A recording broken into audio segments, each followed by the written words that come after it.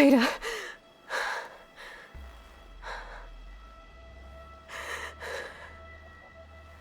Farrell.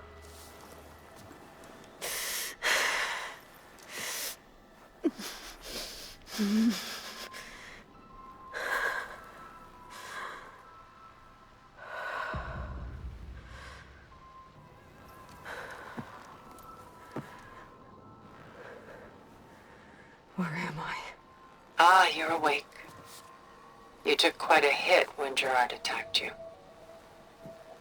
I imagine you must still be in a great deal of pain. I can assure you that we are safe. The others can't detect us here. You mean the other Zeniths?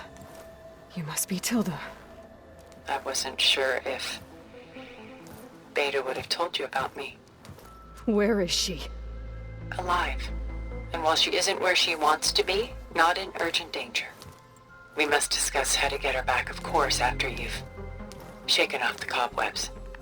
When you're ready, take the stairs down the hall and come see me. In the meantime, I'll make breakfast. Breakfast. Okay.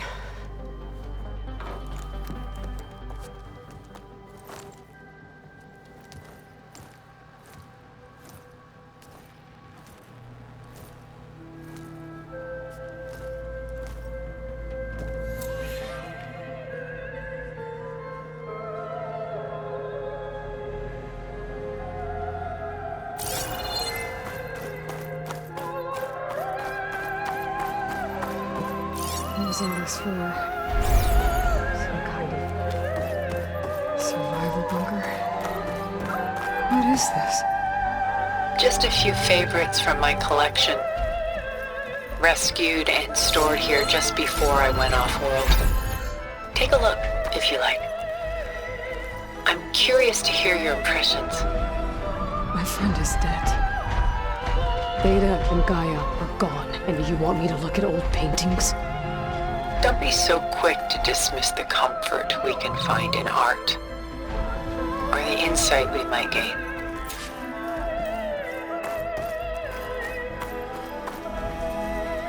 My favorite pairing on the left is Woman Reading a Letter by Vermeer, a true master.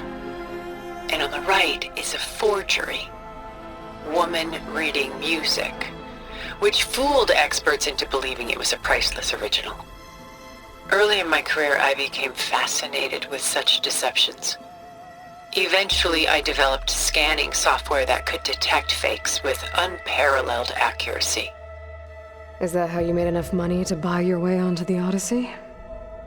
Oh no. I made my real fortune later. Selene and Endymion. She's the goddess of the moon, whereas he's a simple shepherd. Beside her is the god of love, Cupid. So she's sneaking up on him? More like visiting him in secret. The torch that Cupid bears represents Selene's undying infatuation with him. Though the two must remain apart, her love will forever burn. This is Rembrandt painting Jeremiah, a man in mourning. Mourning what? His home. The ancient city of Jerusalem. He foresaw its impending doom, but could do nothing to prevent it.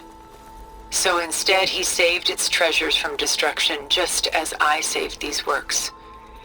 You could say we're kindred spirits. A portrait of the painter, Rembrandt's son Titus, depicted in the habit of a monk. I don't get it. Why would someone like you, with infinite resources, care about this painting of a boy in a hood? It's not the image itself, but the feeling it conveys. The face is bright and defined, but his eyes are downcast, heavy with misfortune. And the background seems to swallow all light. The painting is infused with a sense of loss. I guess I understand how the painter feels. Rembrandt's The Night Watch By far the most famous painting my homeland ever produced. It was commissioned to honor a militia made up of influential citizens. I guess you must have been an influential citizen. In my day. But not as influential as you've been in this new world. The Gust. By Willem van de Velde, the most famous of his many maritime paintings. A ship crossing into the unknown. I guess you're familiar with that. Indeed, which is why I appreciate this composition in particular. Though waves and wind threaten to destroy the ship, it perseveres, clinging to the light even as darkness closes in all around it.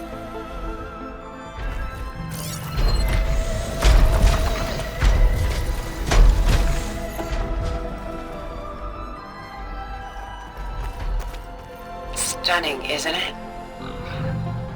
Paintings weren't the only masterpieces of my people's golden age.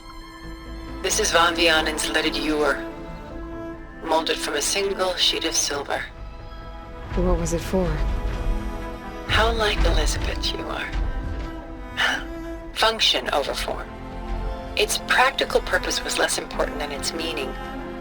Van Vianen created it in honor of his late brother, who himself was a famous silversmith. A memorial? Yes.